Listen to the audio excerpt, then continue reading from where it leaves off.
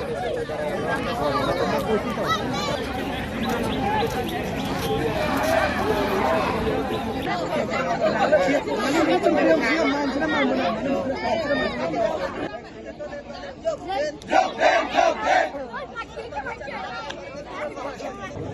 বছর যেহেতু অভ্যাস করছেন, আরো 2 মাস আশা করে 17 বছর থেকে অনেক কম।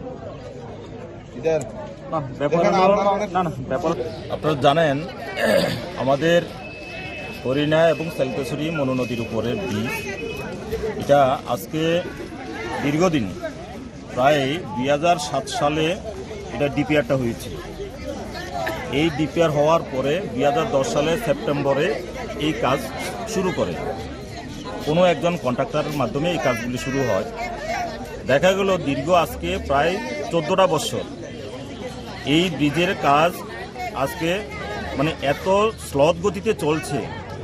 একটা ব্রিজ কমপ্লিট করতে গেলে পরে তার নির্দিষ্ট সময়সীমা থাকে। দেখা গেল আজকে 14 বছর হয়ে গেল এই ব্রিজ এখন পর্যন্ত অসমাপ্ত।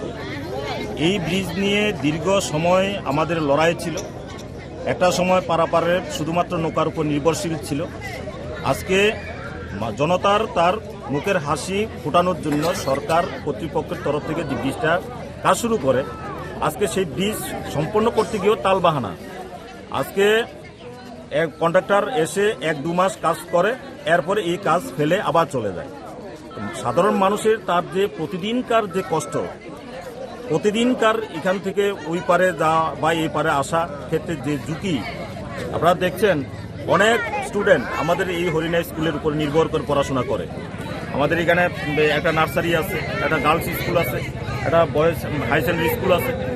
এই স্কুলের স্টুডেন্টরা সবাই এই ব্রিজের উপর নির্ভরশীল ছিল।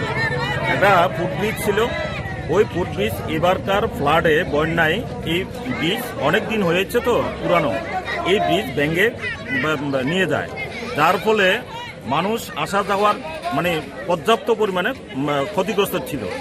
এই জায়গাটার মধ্যে দাঁড়াইয়া আমরা দেখেছি বিভিন্ন পলিটিক্যাল পার্টির তরফ থেকেও অনেকবার মুভমেন্ট করা হয়েছে। এই রাজ্যের তার মন্ত্রী বাহাদুররাও অনেকবার এখানে নেমে পরিদর্শন করেছেন। বিরোধী দলের নেতাও উনি শ্রদ্ধেয় জিতেন চৌধুরী উনিও কয়েকবার ভিজিট করেছেন। কিন্তু করার পরে আমরা লক্ষ্য করেছি শুধু ভিজিটগুলিই হয়, কিন্তু বিভিন্ন নিউজ বিভিন্ন চ্যানেলে এতবার করে বলার পরও, পাবলিশ হওয়ার পরও সরকার কর্তৃপক্ষ বা ডিপার্টমেন্টের কর্তৃপক্ষ তারা কোনোভাবে এই কন্ট্রাক্টরকে দিয়ে বা এই ব্রিজটা সম্পন্ন করার জন্য কোনো উদ্যোগ নেয়নি।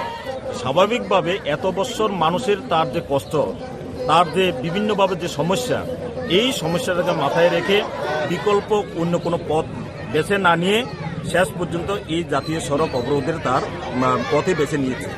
আমরা সবাই চালিকাছড়ি গ্রামবাসী, হ্যাঁ, তো চালিকাছড়ি গ্রামবাসীর নাতে আমরা এই যে অসম্পূর্ণ বৃষ্টি চালিকাছড়ি হরিণা যে যোগাযোগ আছে, বৃষ্টির উপর যে যোগাযোগ হচ্ছে এতদিন ধরে, তো ওই বৃষ্টি নির্মাণ করার এখন অবধি 17 বছর সম্পূর্ণ হয়ে গেছে।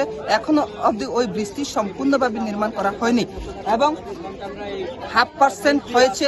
অবশিষ্ট বাকি পার্সেন্ট কখন হবে তার কোনো সিকিউরিটি এখনো সরকার দিচ্ছে না।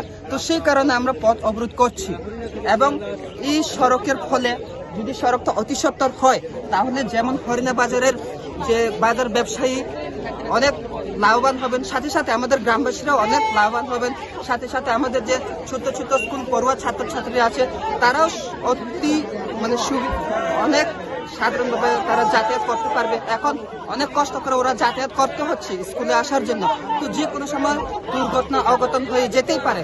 সেই কারণে আমরা চাইছি রাজ্য সরকারের নিকট অতি সত্বর যাতে এই হরিণা চালিকাছড়ি ব্রিজটিকে সম্পূর্ণ করা হয়।